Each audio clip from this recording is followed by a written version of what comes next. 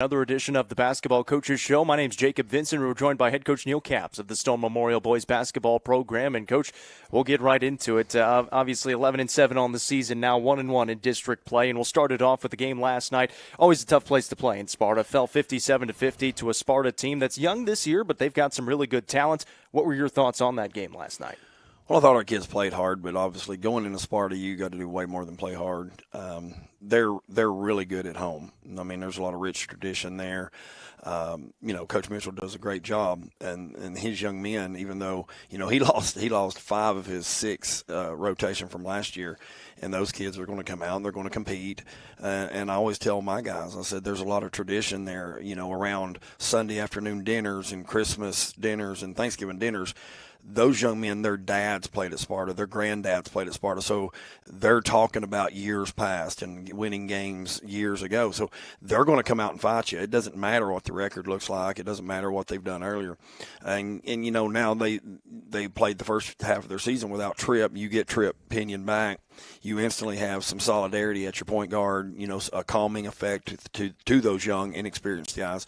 And that's what he did last night. He played a really solid game. We got him in foul trouble early, and he had to sit for a while. And those other guys just continued to fight, continued to play within their game plan.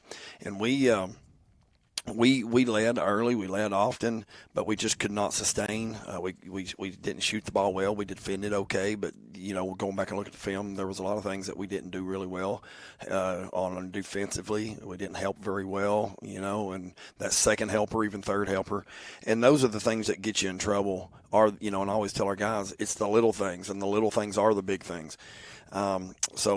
It is a tough loss, but it's not one. I think we might have had a little residual effect from the previous Friday because Upperman was such a big win, an exciting win for the guys, and I think they might have heard several times over the weekend, and pat on the backs, and so it's a good learning lesson for us. I told the guys today, the best medicine sometimes is the worst tasting, but it always helps. So hopefully this will help us and continue to help that progress, because progress of a season isn't linear. It isn't always straight up. There's going to be those peaks and valleys. So hopefully it helps us. Well, obviously, just based on your guys' first 2 results, this season in district play is going to be crazy. I mean, there's a 1-2-0 team right now. That's Sparta. There's one 0-2 team. That's Cumberland County. They fell to DeKalb in overtime last night, and then a bunch of 1-1s right in the middle. How good is this? I mean, it's always really good, but how competitive is it going to be this year? Well, to kind of tell you, I think Sparta was preseason pick number 4, and they're sitting number 1 right now. Yep. So, and this league, as I heard the interview a while ago, Jimmy Miller. This league is full of just good coaches, guys that take it serious, guys that put their time in film study and game planning and scouting, try to take away the other team's number 1 options and their strengths, and so you got to bring it every night, and you got to have a short memory. You got to move on to the next game. You got to prepare as if you're the worst and play as if you're the best, and so. There's no off nights in this league for sure, so we gotta get after it. And Livingston's not gonna feel sorry for us. They're coming off a tough loss at Upperman, so they're not gonna have any sympathy for us. They don't care that we lost. They're gonna come in ready for a fight, and our guys better be ready for it. We'll get into the Livingston game coming up in a little bit. Do want to ask about the Upperman game because it's a game that you guys played really well in. It was close at halftime. You outscored them by 20 points in the second half. What was working well for your guys in that ball game? Early, we were a little stagnant. They obviously were running some stunts and trying to run people at Cade and really trying to make the other guys, the old adage of trying to see if the other guys can beat you. Well, fortunately, we had some guys really step up right there. Cade still had a nice night, but, we had other guys step up. Preston Mayberry had, I think, 14, and then White Growth had a nice night. Brady Lane had a nice night. We had good bench minutes from guys coming in.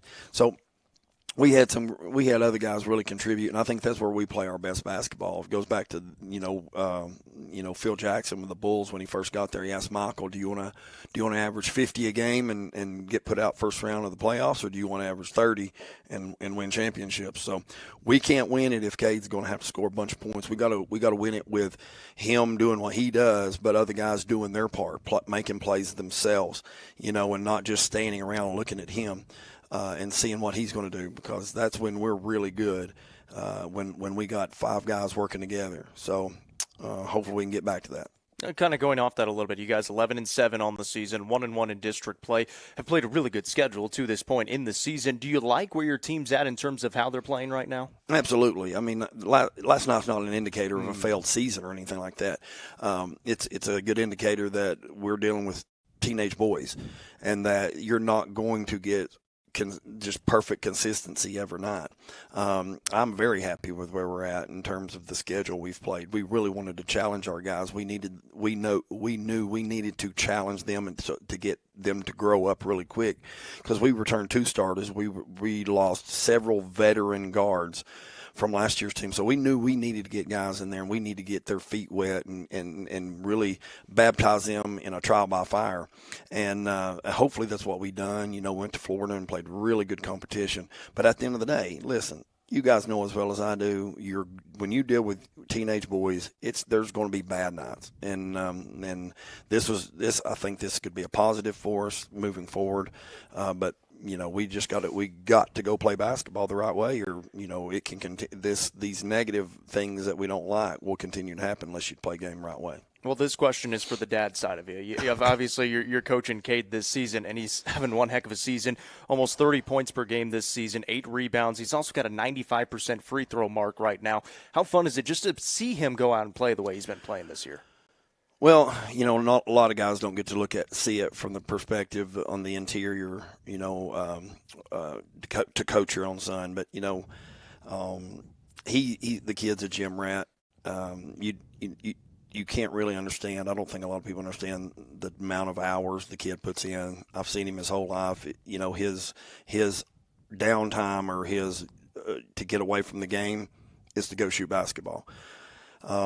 He's just a simple kid that just loves basketball, and he will go out and throw football sometimes. We'll throw baseball in the summer out in the yard just to piddle, but the kid always feels like, hey, I need to get some shots up, snow on the ground. I guess I better go get some shots up. Get back from Florida, and being tired, and then I guess I'm going to go get some shots up. And as a dad, you're happy that the kid's got a drive like that and that work ethic. And but he's got some really good teammates to go along with him this year. You don't average 30 points by yourself. You can't. You got to have really great teammates, and he knows that. Those guys get along so well. It's fun watching them. They goof off together, and it's one of the teams that I've noticed that they don't have a lot of cliques. They hang out with everybody. You'll see somebody hanging out with this guy, and then the next day they're hanging out with this guy, but it's really neat as a dad to be able to coach your son and to see him, make these memories that he'll go on. He'll look back and hopefully, if I'm not too crazy as a coach on him, that he'll look back and really enjoy this because he's definitely put in the time, and hopefully, him and his team can really enjoy the fruits of all that work they've put in. Well, you said it there in that answer that it takes the whole team. He's having a great season because of his teammates. And we saw it last night as well. We've seen it throughout this season that you are using 9, 10, 11 guys in games this season. How nice is it for you as a coach to have so many serviceable guys that you can throw out there? It is. It's no question. It's wonderful to have guys that will go in. They're going to make mistakes. And I've told them I should probably be a little bit more patient with them because I need, somewhere down the road, you're going to need guy number 9 to go in and make plays, because if you don't have some depth, you're going to find some foul trouble. You may say, I won't get in foul trouble. I've got this 3rd foul in the 2nd quarter. I'm good, coach. And then all of a sudden they're, like a kid last night, I saw it on video. He got a deflection and he was going and just turned in to get the deflection. The other kid caught it. His momentum ran into him. There's his next foul. So having the ability to go into your bench to an 8 or a 9 or a 10, is a pretty nice thing. Obviously, as you get down in the postseason, rotations always shrink at every level, NBA, college, high school, you name it. When you get into the postseason, those rotations shrink. But right now, to save legs and things like that, it's nice to have a good deep rotation, get some good minutes from our bench. Coach, we'll leave you with this. Obviously, you mentioned it. A big one coming up on Friday against Livingston Academy. They're going to be hungry. They just fell to Upperman last night. When you've had a chance, if you've had a chance to look at them yet on tape, what stands out about them, especially this team this year? They lose a couple of seniors from last year's team. This year, really fast. What stands out to you?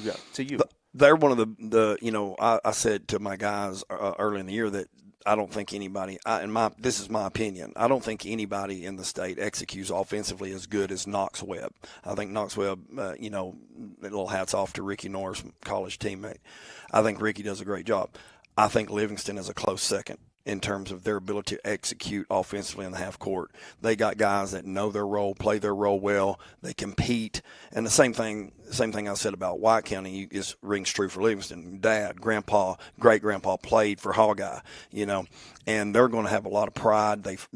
Coach Miller does a great job. The guy's got, he's from Livingston, so he's got that pride and making his guys compete at a high level. So we have to really defend well. They shoot it well, obviously, with Hargis and Miller. Those two really offensively are very special offensively. Defensively and athletically, you have guys that just play their role with Harris and they just, they are going to execute, they're going to compete, they're going to defend, they're going to rebound, they pass well. I think they average less than 10 turnovers a game, according to my stats. And they just are really good, solid team. They play hard. They got, their bench maybe not that deep right now, but they got a 6 guy with Carlisle that comes in and makes plays. They're solid. They are a very good team, and it's another one of those deals where maybe they were overlooked in preseason, but it wouldn't surprise you if they go on a roll and wind up finishing first in the regular season. They're that good that they can get going because their ability to defend and ability to execute and offensively is second to none, and that will always give you a chance in late season basketball. 7 AAA as stacked as ever this year. That's head coach Neil Capps with the Stone Memorial Panthers. We're going to take a break. When we come back, Rusty will be joining us on the show. We'll go through some notable performances and games on the girls' side. You're watching the UCR Coaches Show presented by Fire and Vine.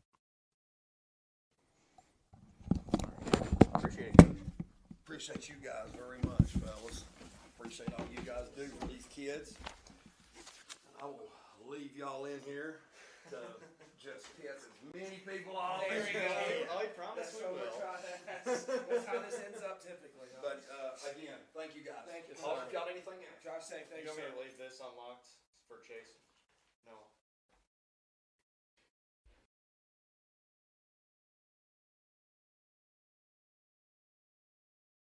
All new 2024 Chevy Trax and Silverado, Frontier Chevy is ready to get you into your next vehicle. View inventory online at www.kcchevy.com or stop in at 2350 Cookeville Highway today. And remember, don't buy till you see Jason Fye. Frontier Chevy is proud to be the presenting sponsor of the UCR Media Network.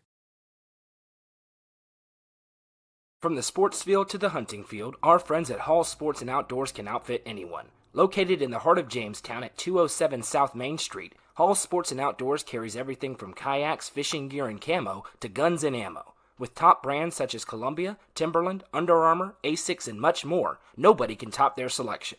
Need some custom gear for your team? They also offer uniforms, gear, and custom embroidery. Stop by and see them at 207 South Main Street in Jamestown. Hall Sports and Outdoors, proud sponsor of this broadcast on the UCR Media Network.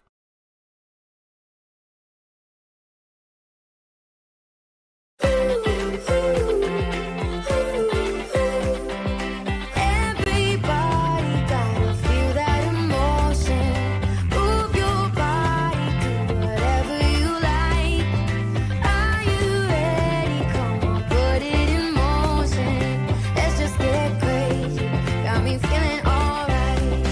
Gonna celebrate.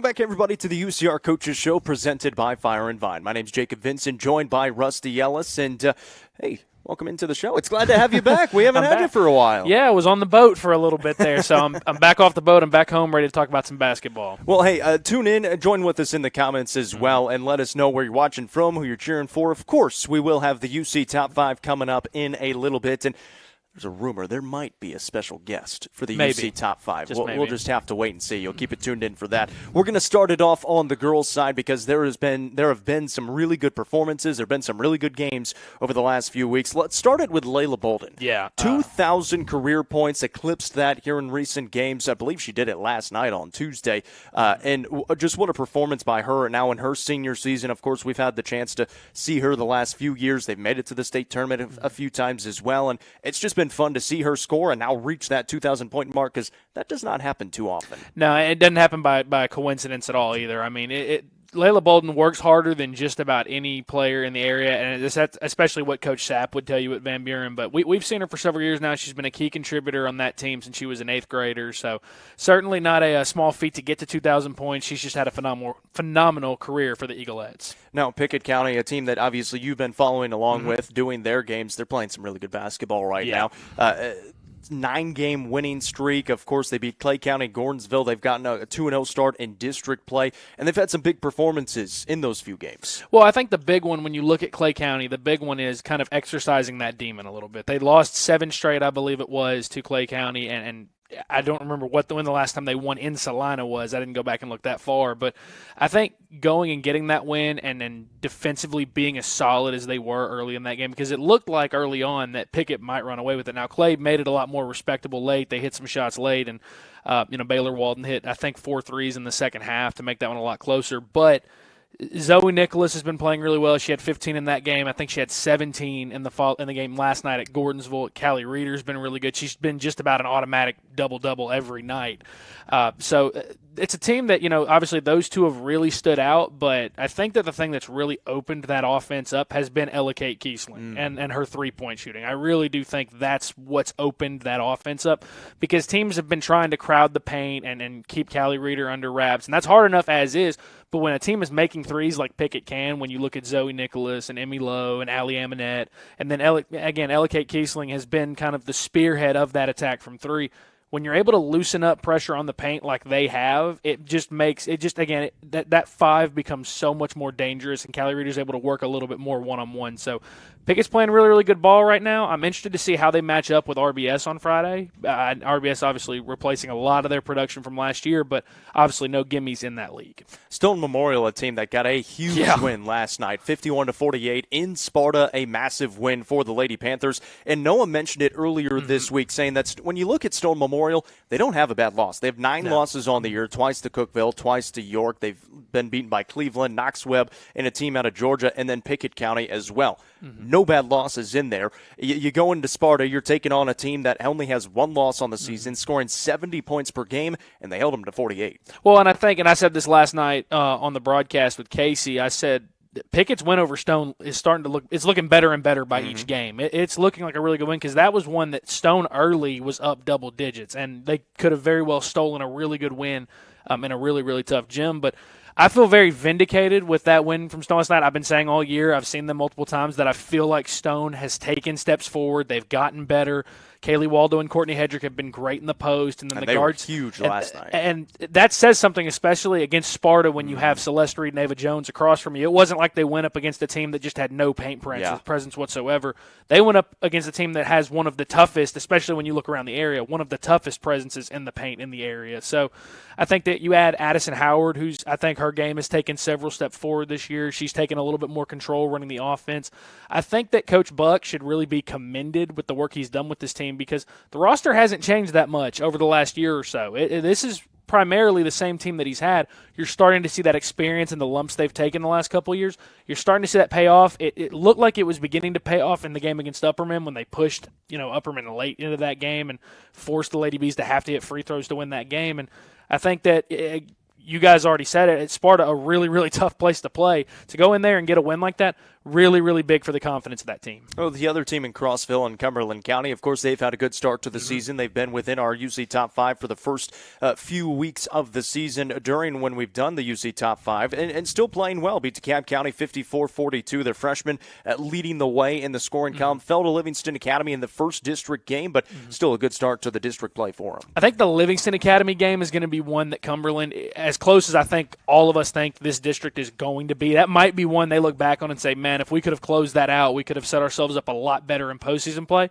But a good job for a young team of not dwelling on that, because that's obviously a game they lost in the last second. They had a chance to maybe win it with the Sidney Wilhite 3 at the buzzer. Wasn't able to, couldn't get the shot to go down. But you bounced back. You took care of business in Smithville against DeKalb, and pretty long journey to get there. That's a lot of driving, again, for a young team on the road. There's no gimmies whatsoever, especially when two of your best players are freshmen. And then, Jalen Baldwin's pretty much your main upperclassman that's got significant experience. So I think a good bounce back for them, a good game for Sidney Wilhite with 20 to lead the way. And Cumberland County, again, I wouldn't overreact to the rankings necessarily, but I think that Cumberland County's done a good job of keeping the good things rolling, and you're seeing, again, they're continuing to grow. May not always translate into victories, but I like the way this team is playing, and I like the way they bounced back in this one. Another team that's been playing some really good basketball this season, the Jackson County Lady Blue Devils. Yeah. Now 13-4 on the season. They beat Monterey in their first district game 59-34, and it's I think we talked about it earlier this year that they had 7 wins, almost matched their season total from last year of 9. Obviously have surpassed that already. 13-4, and they get a huge matchup coming up with York on Friday. Yeah, and I think regardless of how that matchup goes, just because, we can just, as Justin would say, we can call a spade a spade. Jackson County and York are in two different spots. One's competing for a gold ball or wants to compete for a gold ball, and the other is still kind of building with a lot of young players still, with some of their best players being sophomores, with only one senior as well, I believe, in Aaron Davidson. So, but the fact that they've already almost doubled their win total, and you take a look at that district, I don't think 13 is the amount of wins they're going to end with. They're going to have a shot to add some more wins to that record. They're feeling really good as you get into the meat of district play. Now, again, with York, not necessarily going to overreact to the result I think that we all believe will probably happen. But we also said the same thing about several games earlier this year that ended up being a lot closer than maybe we predicted. So if you're Jackson County, I think the question I have is, where do they fall in this district? Like, have they taken that next step? I don't think this is the Jackson County we've seen the last 3 or 4 years. I think that this is a team that has improved.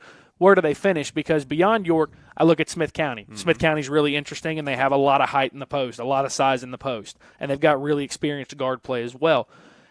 But from there, Monterey's kind of struggling right now. Watertown's struggling. I feel like there's a good spot there at third for Jackson County to finish in, but obviously with young teams, that's no gimme. So I will say, in talking to another coach from that district, I won't name names, he knows who he is, I will say a lot of teams play Jackson County, and especially, you look at that record, a lot of teams are going to have to take them seriously, and the main reason is because Jim Brown is still on the bench, and he's a really, really good coach. So you have to take that team seriously, first off, because Jim Brown is still on the bench. Upperman moving to 2-0 in district play. They beat Livingston Academy last night 47-38, and it seems like their stars are stepping up. Taylor Delente is shooting the basketball at an extremely high rate, and Gracie Butler is starting to play like Gracie Butler. Noah said it in the group chat last night that it might be time soon to have a discussion about Taylor Delente, and I think if I'm assuming correctly, I think that discussion is, I think that was one of her biggest steps towards, okay, Taylor Delente might be a star, because that was a massive game. She's played really great as of late, and I think when I look back at the highlights and I look back at the game a little bit, I think what stuck out is she's not relying solely on the three. She's doing a good job of using how much of a threat she is from three to get to the rim, because players are going to close out on her so fast. You throw a simple ball fake up, you've probably got a wide open, path to the goal, because nobody's going to want to give up that 3-point shot. So she played well. Gracie Butler is starting to really get back into her flow a little bit. And obviously, I think we understand the couple of down games she had. I think obviously all of us understandably why those games might have happened, but Gracie Butler's playing really well. Bella Mullins had 10 points and played really well. I think that there was a lot of talk about this Upperman team after, I think, the first Creekwood game. And ho-hum, they're 17-2. So I think for all the talk that anyone has said about this team, they're 17-2, and they're right where they want to be right now. Bella Mullins is another player that's been playing some really good basketball. Noah said after their first game in district play against Stone Memorial that they had to take down Stone Memorial late in that game. Coach said that Bella Mullins probably had her best game of the year, or maybe of her career in that one. She played really well against Creekwood, and obviously played well against Livingston Academy as well. The Cookeville Lady Cavaliers, well, they win another game, 63-22. They beat Smyrna last night, and this Lady Cavs team, so much of the conversation, at least within us, talk coming into this season, how do they replace the seniors and Cassie Gallagher and Jordan Gillis, and it seems like they haven't missed a beat. Well, it's that, and it was also that, okay, brand new district. It's a lot of teams that we haven't seen. I think it was a bunch of new teams, and then Wilson Central was, I think, maybe the only holdover. I can't remember off the top of my head, but a lot of the question was, okay, you're replacing two 1,000-point scorers. You're replacing a lot of your production, almost all of your leadership. How do players like Allie Gillis, Carolee Gilbert, Charlie Roby, how do they respond? How does Isabel Garcia respond knowing that she's going to be the primary, she's going to be the primary focus for a lot of teams defensively? And I feel like they've passed with flying colors. They dominated Smyrna last night. It wasn't really a game from start to finish, and it goes from, okay, how are they going to handle it to, well, looks like it's going to be another dominant district season for Cookeville. Well, let's do it. UC Top 5 time. And we have our special guest here. We need the Stone Cold music. That's what we need. We have our special guest here. Let's bring him in. He'll get us all zoomed in. Make sure we're good to go. We'll take a little scooch over here. Make sure it looks good on the screen. I'm not used to being in the middle. We're gonna have to get real tight here. Make sure he squeezes in here. The girls UC Top 5, and we welcome in none other than himself, Mr. Noah McKay. We'll make sure we get his mic on here. Oh, my goodness. I had to come out for this one, gentlemen. Welcome in. Thank you. I've been enjoying the show from seeing it up close and personal, and what a great time for high school basketball. Yeah. The district slate is starting. You kind of feel it. The gyms are more full. There's more energy in it. We've had a busy couple of weeks, and this, I think, is going to be the most one of the more interesting top fives we've ever done. This one, I think, and the boys maybe even more than the girls' side. A lot of discussion. Yeah, and sometimes it gets a little contentious in the top five. It wasn't that way this week. It was more, man, there's a lot of moving parts that we got to get through in this one. Yeah. So I thought it would be fun to come on and maybe talk a little bit about it. Hope everybody's doing well at home. And I've enjoyed watching this show, but about once a year, the last couple of years, I got to come on and make an appearance. You stole the show last year. I remember that one. Well, we had fun last year. We'll see if this one gets like that as well. But yeah, I'm excited about it. Let's get into it. Let's get into it. This is the UCR Coaches Show presented by Fire and Vine. Jacob Vincent, Rusty Ellis, Noah McKay over there. And make sure you're commenting along. Give us a like. Give us a share as well. This is the girls' UC Top 5. We will start at number 5. Welcome in Livingston Academy to the number 5 spot, 13-6 on the year, 1-1 in district play. Did fall to Upperman last night. Upperman, the only 2-0 team in district play, got a big win against Cumberland County in their first game, and the Lady Wildcats been playing some pretty good basketball. Yeah, listen, this is more of, I think, a reflection of the Cumberland County win. Going into Cumberland County, getting that victory, it is very, very tough. Very few teams have done it. Nobody's done it this year to go into Baxter and beat the Lady Bees, so you don't hold much against them for that. But this is a Livingston team that's interesting, man. They were in a state championship game a year ago. Mally Jean Coleman back in. She's now fully back into the rotation. Ellie Butler playing really well. Keely Mullins giving some good minutes. Mally Carwile, a player who yesterday, they were on the doorstep of getting blown out. And she came in and kind of hit a couple of big threes, and she hit one particularly in the second quarter. They had 4 points 12 minutes into the ball game. And she hit a three to kind of jumpstart them. The defense is very good, and it's a Livingston team. And you look at 7 AAA, the path towards the region tournament is there for them. The path beyond that is there for them. And I think you couple all the players we talked about with Leslie Riddle, they've kind of been hanging out there in the peripheral of the top 5, and it's like, man, you could certainly make the argument for, but Cumberland County had beaten, everybody outside of Cookeville. They go in and beat Cumberland County. They get that spot in the top 5 for me. Well, I think the other part of it is, and I think people maybe overreact when they see how close the Cumberland County game is. I think, one, Cumberland County is really good, and two, Mally Jean Coleman hadn't played, when she first came back. I mean, it had been, a month and a half, 2 months since she had last played. I mean, there's a little bit of rust there, and they're probably figuring out some rotation stuff, I'd have to imagine. So Livingston's a really good team, and I think that we all agree that Cumberland County's a really good team. I don't think you should freak out to not being on the top 5 this week, but I think that the win over Cumberland County more than offsets going into Upperman and losing to a really good Upperman team. Right, and we're going to get into this, especially on the boys' side. Yeah. When we try to rank these teams, the balance between signature wins versus bad losses. Right, neither team has a bad loss, and ironically, Livingston's win at Cumberland County is probably the best win that either team has. Yeah. And so as we're trying to split hairs there in that very close gap, it's a razor thin. That's why they got the nod from me in my personal rankings and ended up working out. We all have our own personal rankings, and then we fight them out and decide where we're going to go with it. But that win is the best win on the board for either of those two teams. I think a lot of it is recent play. Yeah. I mean, these are power rankings. So it depends on what you did in the last week, the last couple of weeks, how you've been playing in the last 3-4 games or so. The list is fluid, right? And so, as you get further away from November, those games tend to matter a little bit less than the game that happened yesterday, but that's not the only thing there. There is a little bit of forecasting in it, right? There is some, okay, we see Mally Jean Coleman getting back into the rhythm of things, and how does that continue to progress? And what I always say, ultimately, we can come up with stats for anything. I've got eyes. Yeah. And my eyes tell me this is a good Livingston Academy basketball team. They're well coached, and I think they're going to win a bunch of basketball games in district play. Number 4, welcome in the Pickett County Lady Bobcats. 13-2 on the season, now 2-0 in district play. And Rusty, we were talking about it. They've won 9 games in a row now. Big ones against Clay County and Gordonsville in their first 2 district games. Beat Gordonsville last night in big fashion. And this Pickett County team, they're playing as well as anybody. The only 2 losses to that Cumberland County team we just talked about. Well, and we get done talking about, teams that have no bad losses. Pickett County legitimately has 2 losses, and neither of them are bad losses. I mean, it's been determined at this point Cumberland County is really good. The Stone Memorial win for Pickett looks better and better as the seasons have gone along. And I think the most important thing for the girls team, because we say all along that really good teams beat bad teams by a lot. And when they've clearly been the better team on the floor, they've beaten teams by 30, 40 points consistently. I mean, there was no doubt last night who the better team on the floor was between Pickett and Gordonsville. Again, not a shot at Gordonsville. Very, very young. Coach Dillard's doing a really good job out there, considering he's got 10 sophomores, 1 junior, and no seniors. So it's obviously a really, really tough situation. But Coach Smith and his staff and his team, they've done a really good job of taking care of business. They beat Clay County. They've got a chance to get another good win over RBS. I'm really anxious to see how this team matches up with a team that's more maybe guard-heavy like Clark Range. That's one that really interests me, because you look at Clay County, and you both saw them against Upperman, and that's, Hallie Buford obviously plays at a guard position, but with her size, she could also play out of the post. So that's where a lot of Coach Walker uses her, is getting to the basket. So with a team like Clark Range that's more guard-heavy, that starts, 5 smaller players, I'm interested to see how those two teams match up. I think that right now I'd probably favor Pickett County slightly in that game, but I feel like those are going to be a couple good matchups.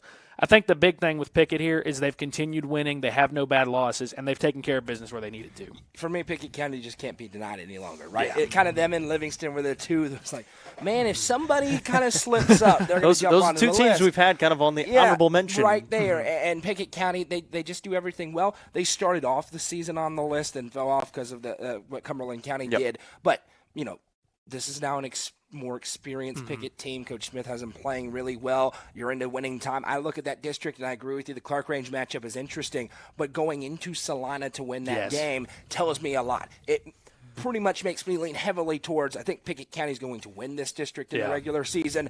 I agree. And it's one of the toughest districts in single A, if not the toughest district in single A in the state. So, I've been impressed with Pickett, and they're doing exactly what they need to do, right? They're winning their competitive games, and they're housing teams that we say, Pickett's a pretty big favorite on paper in. So I think Pickett, it's tough to deny them. I think they've earned the spot on a gauntlet top 5. Listen, this girl's top 5. It's tough. It's tough to get on. It's tough to stay on. You've got to be a really good team to get on that list, and so they couldn't be denied anymore. I will say, on the note of how tough this district is, one of my favorite quotes that I've gotten whenever we do the season previews the last 2 years has been from Coach Dillard at Gordonsville, and his thought process the last 2 years has been, if we can make it to the district semis, we're making it to the region semis, because they feel like 7A just is that much better than the district that they're matched up with. So if before the season you've got a coach saying that says a lot about how tough your league is, especially when you look around and you compare it to districts in the area. Number 3, we do have the Upperman Lady Bees making their way back up in the rankings. Again, 17-2, 2-0. We talked about them, how well they've played in recent play. Bounce back against Creekwood. They get a big win against Livingston Academy last night. Close win against Stone Memorial in their first victory. And and we've talked about it, too, in the last couple of weeks. there were people saying, "What's wrong with the Lady Bees?" after they lost 2 games in a row.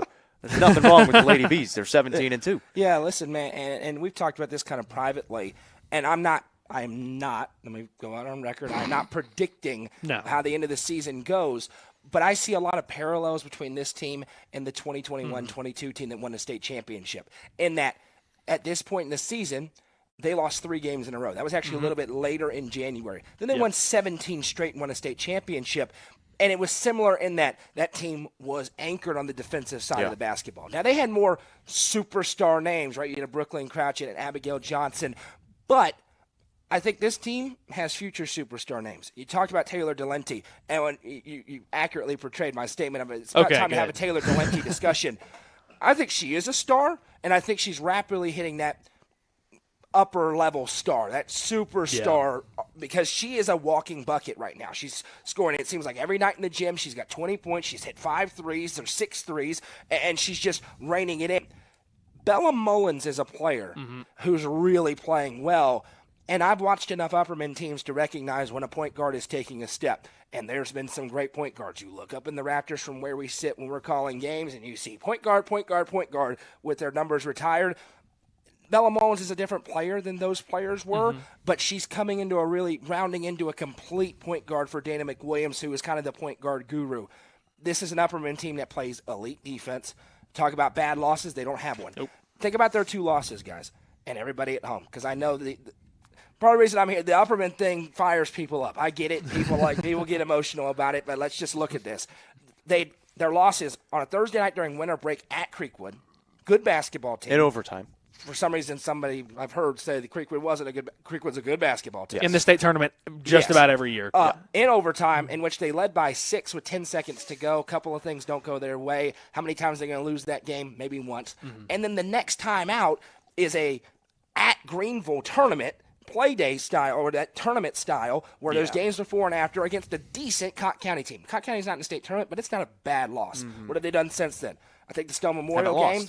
They haven't lost. Stone Memorial says more about Stone. We saw what they did last 100%. night.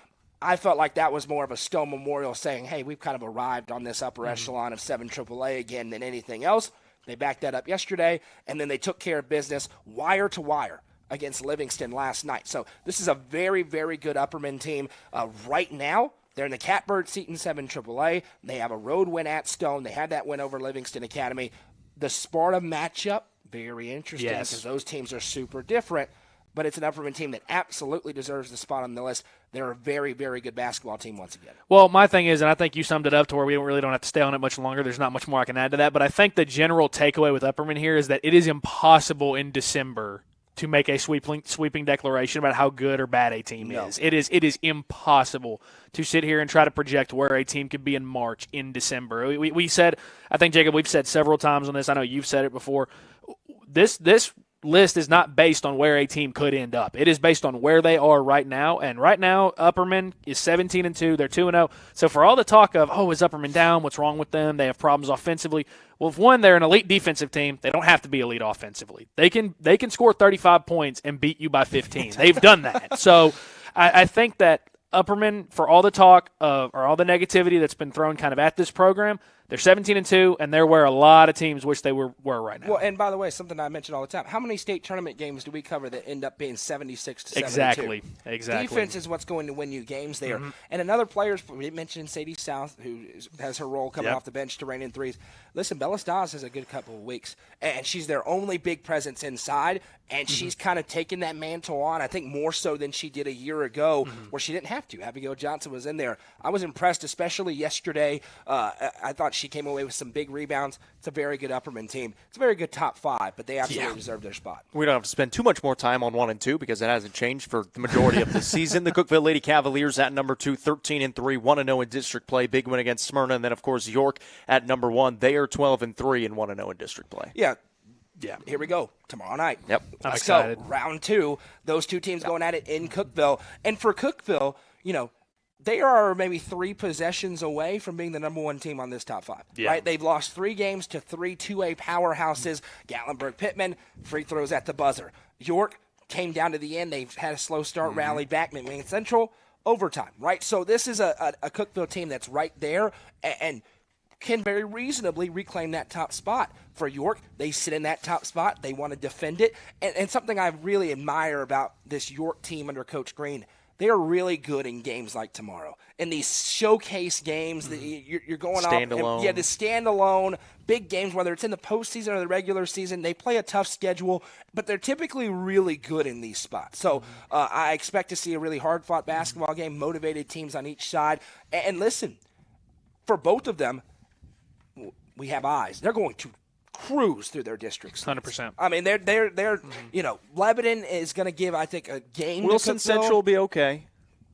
They're going to win by 1,000. They're 13 and 6. If you're from Wilson Central, we're sorry. They're 13 and 6. Hey, listen, great folks at Wilson Central. I have eyes, man. Cookville's going to win by 1,000. I'm not saying they're not. Okay, fair point. That's why I'm on the show. Okay, I'm just going to let it rip.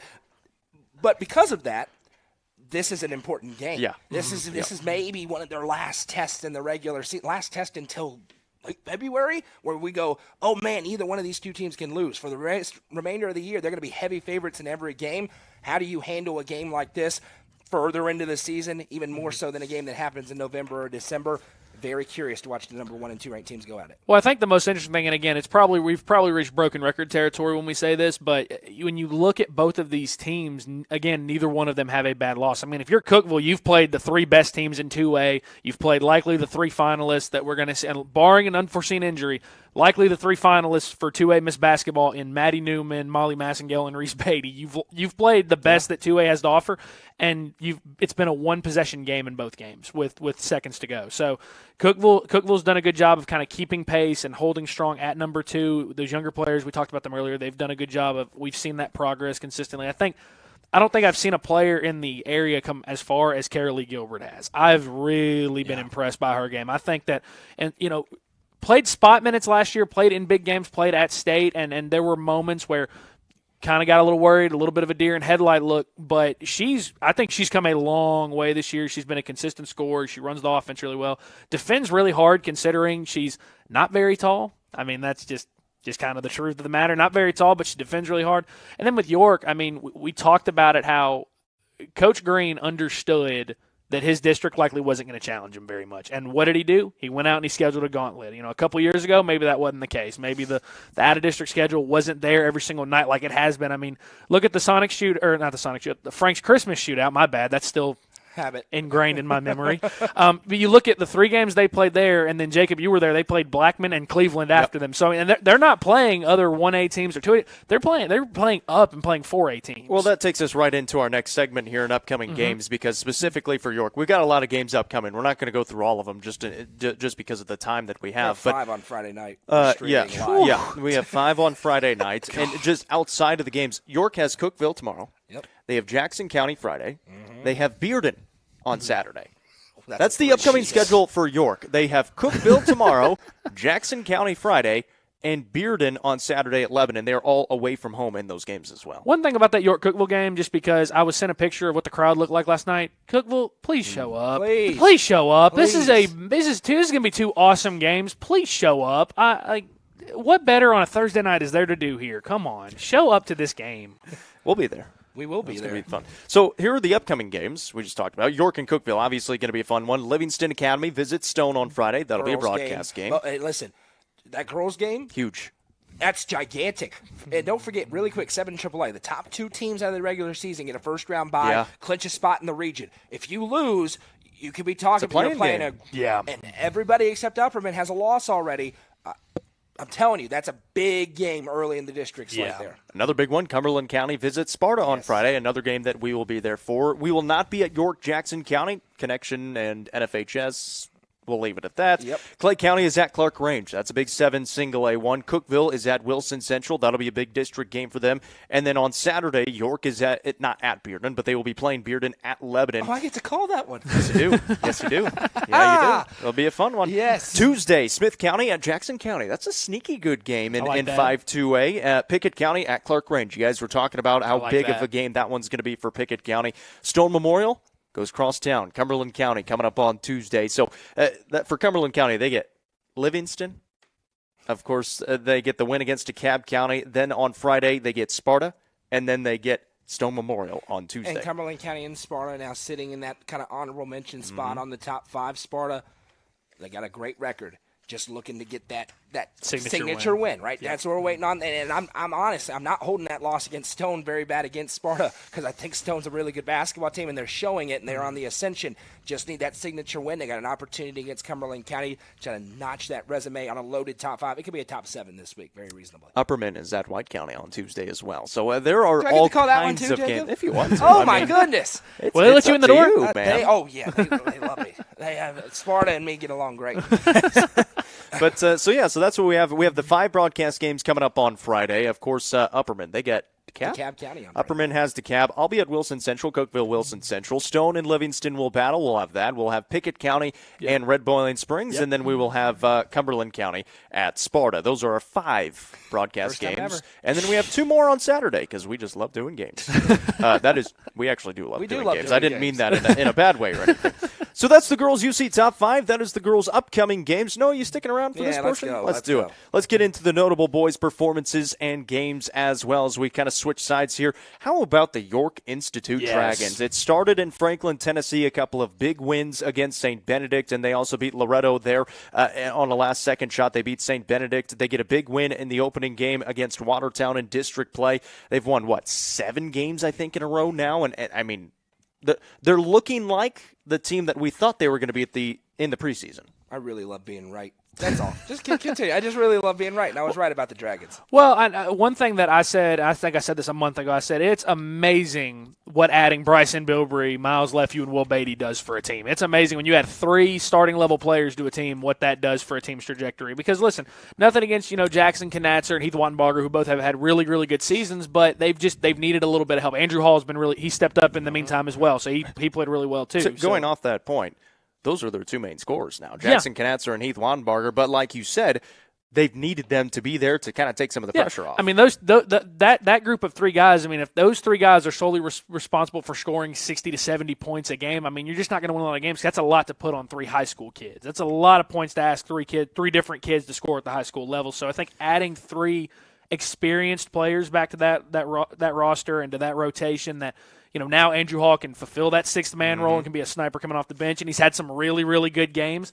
I think that you're starting to see the vision for Coach Pyle's team. It looks like a team, and I said I was making the notes, it looks like a team that can make a deep run just like York has done for the last several years. Andrew Hall got a start against Watertown. Bryson Bilbrey was not available for that game, so Hall gets the start there. Played really well in that game. So that bench is getting a little bit deeper. They bring Brock Parker off the bench, Carter Gibson as well. So they have an 8-man rotation, and it is a legit 8-man rotation. Red Boiling Springs, they're now 2-1 in district play in 7 single A. They have a huge matchup coming up with Pickett County on Friday. Of course, you'll be there for that one. And you put on here, the record may only be 8-10, but compared to last year, they're playing some really good basketball this year. They beat Clay County for the first time in 5 years. Yeah, I mean, you were 5-24 last year. You're 8-10 now, so you feel instantly a whole lot better about where you're at this point in the year. And I think that I don't know how much of it is players, because I feel like Colton Copus and Aubrey Link were both really, really talented athletes that played last year. And I think Goose said it best because he covered their game at Byrdstown last year where I think RBS, that was their one district win, was at Pickett County, which was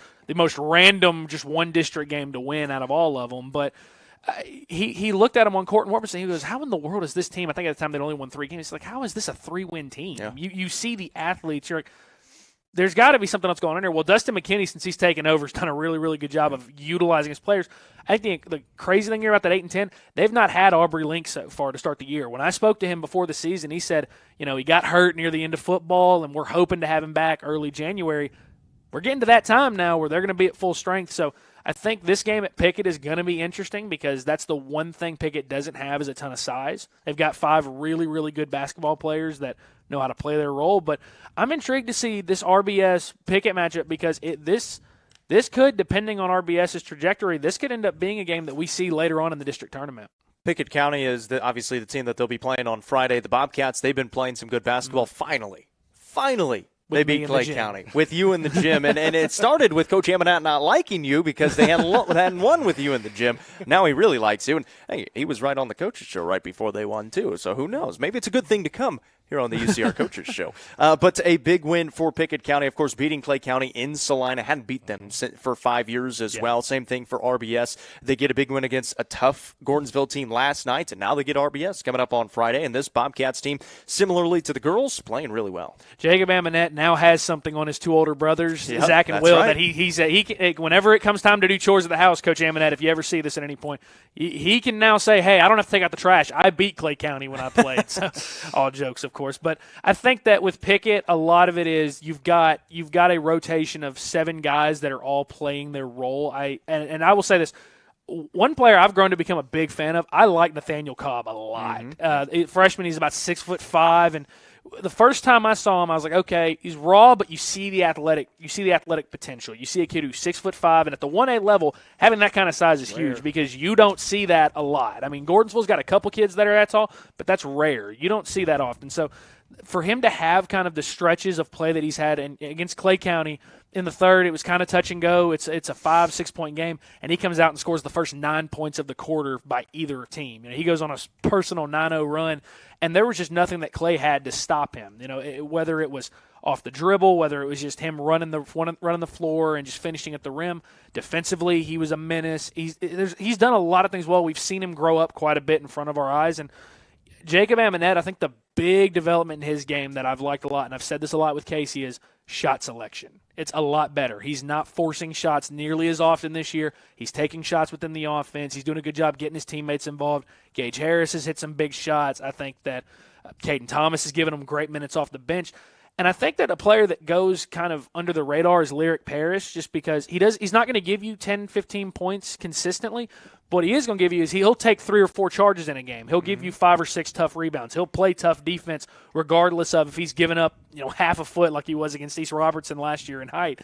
So this is a team that it's a bunch of kids that play their role. There might not be a star on this team, but at all times on the floor, there's 5 kids that play their role, and they're just good basketball players. Jackson County, another team that's playing a little bit better now. They're a couple games over 500. They beat Monterey in a district game to get it started in district play. And Coach Thomas always seems like he's got a pretty consistently good team out there. And Waylon Kennedy's starting to shoot the basketball pretty well in Jackson County. Starting to come into form a little bit here as they get into district play.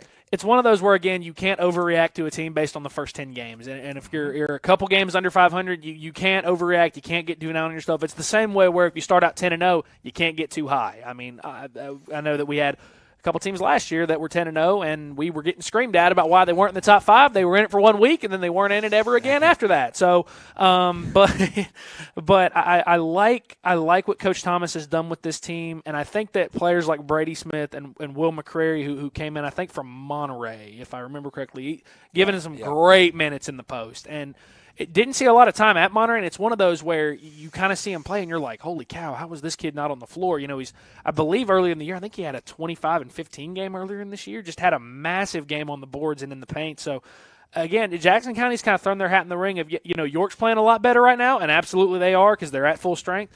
Jackson County's saying, don't forget about us just yet because, we want to have something to say about this district. It's a good rivalry, too. I It's love a it. really It's fun awesome. rivalry in basketball, and they get to play coming up on Friday, so that'll be a fun one. How about the White County Warriors, the only boys team in 7 AAA that is 2-0 like we all to start predicted. the season, just exactly like all of us expected. They blow out DeKalb County.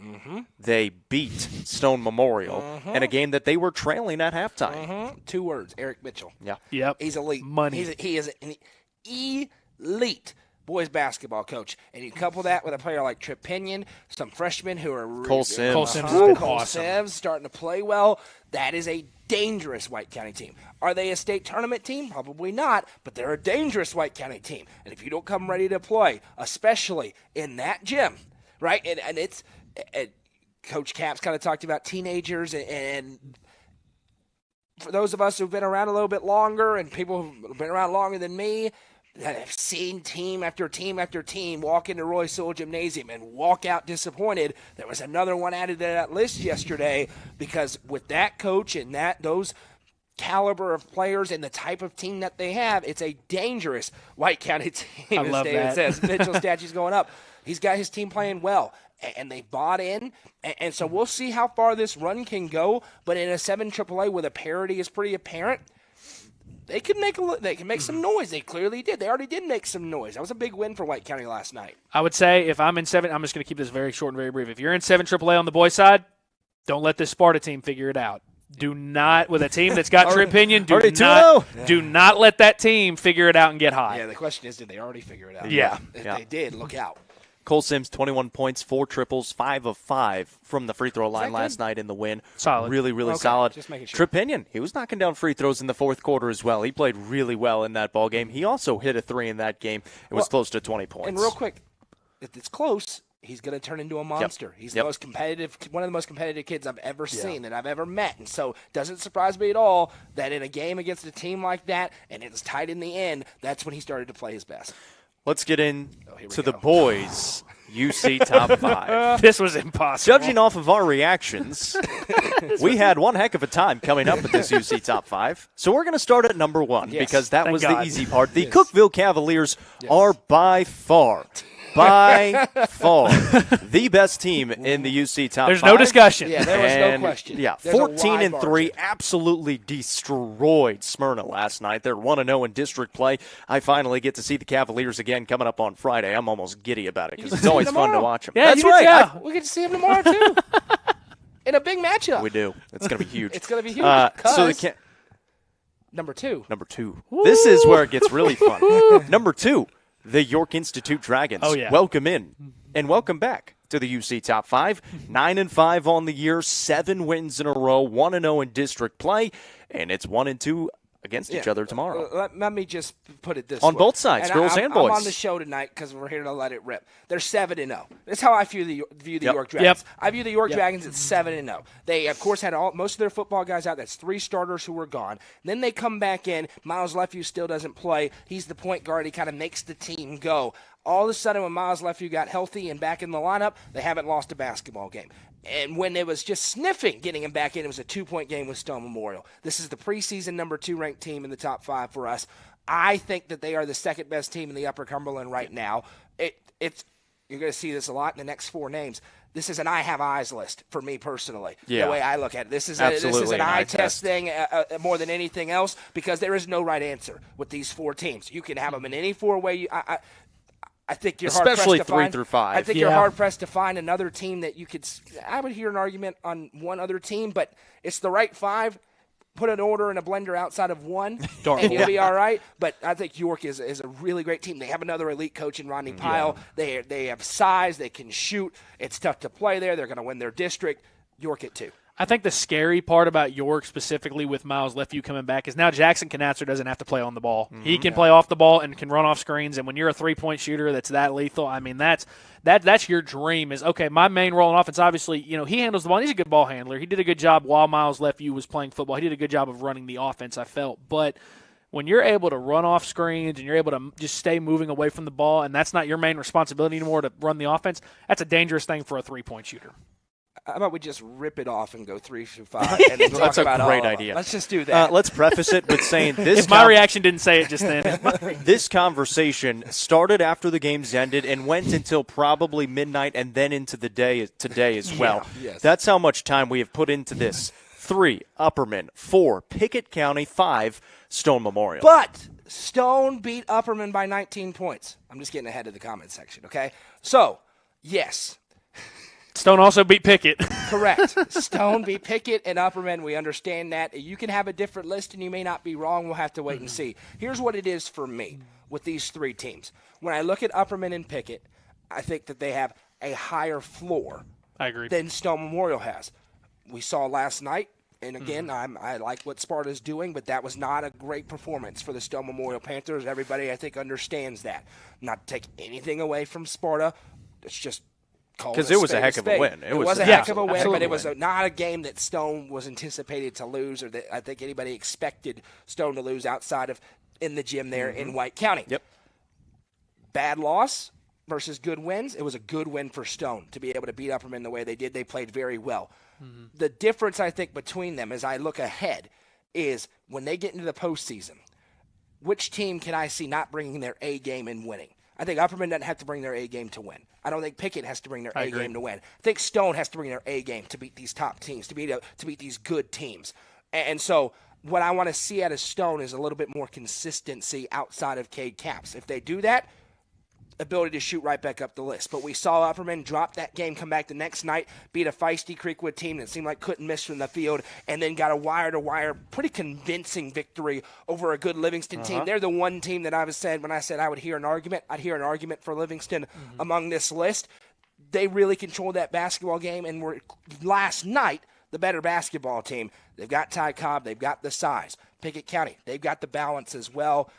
That, I think, is the difference right now. This is the other thing with Stone Memorial is they're going to have more than a few chances to jump back up this list because they play Pickett County. Yep. They play Upperman.